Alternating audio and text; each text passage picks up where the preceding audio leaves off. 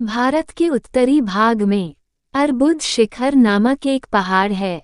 उस पर दूरदंत नाम का एक बड़ा पराक्रमी सिंह रहता था। दिन में तो वह सिंह आखेट के लिए वन में विचरण करता रहता। रात होने पर वह अपनी गुफा में आकर सो जाता। एक बार ऐसा हुआ कि जब सिंह रात को सोने आया तो कोई चूहा आकर उसकी गर्दन के कुछ बालों को कुतर गया। सुबह होने पर जब सिंह ने बालों को कुतरा हुआ पाया तो उसको बड़ा क्रोध आया। फिर रोज ऐसा ही होने लगा। सिंह समझ तो गया था कि कोई चूहा ही आकर उसके बालों को कुतर रहा है, किंतु बहुत कोशिश करने पर भी वह चूहा कभी उसके पंजे में नहीं पड़ा। सिंह सोचने लगा कि वह इतना बलवान है, लेकिन फिर भी एक तुच्छ शत्रु को ताकत से वश में नहीं किया जा रहा है। चूहे को वश में करने के लिए तो उस जैसा ही कोई छोटा सैनिक को आगे करना चाहिए। ये सोचकर वह सिंह एक दिन वन से कुछ दूर बसे गांव की ओर गया। संजोग की बात है कि उसे गांव के पास ही एक दीर्घकार्ण नाम का बिलाव मिल गया।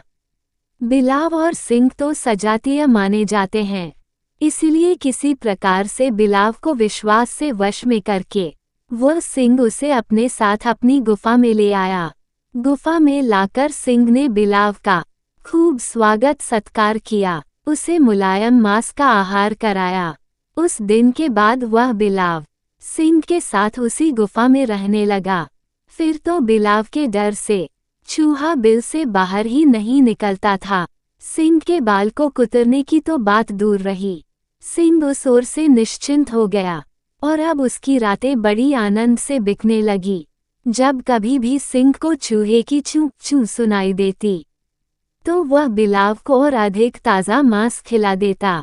एक दिन की बात है, सिंह तो अपने गुफा से निकलकर शिकार की तलाश में वन में चला गया था, किंतु वह बिलाव गुफा में ही पड़ा रहा।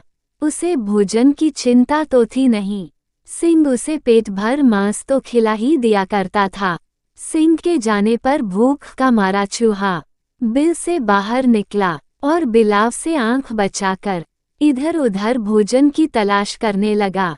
चूहा बहुत छिप छिप कर घूम रहा था, लेकिन फिर भी बिलाव की नज़र उस पर पड़ गई। बस उसने एक छलांग में ही चूहे को धर दबोचा और मार कर खा गया।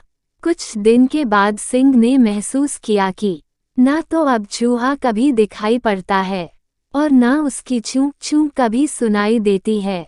एक दो दिन और बीतने पर सिंह समझ गया कि चूहे का काम तमाम हो गया है, और जब चूहा ही नहीं रहा तो सिंह को बिलाव की क्या जरूरत।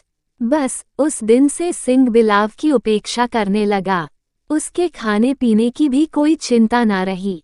कभी सामने पड़ा तो कुछ दे देता और नहीं तो नहीं। सिंह के भय से वह बिलाव कुछ कह भी तो नहीं सकता था।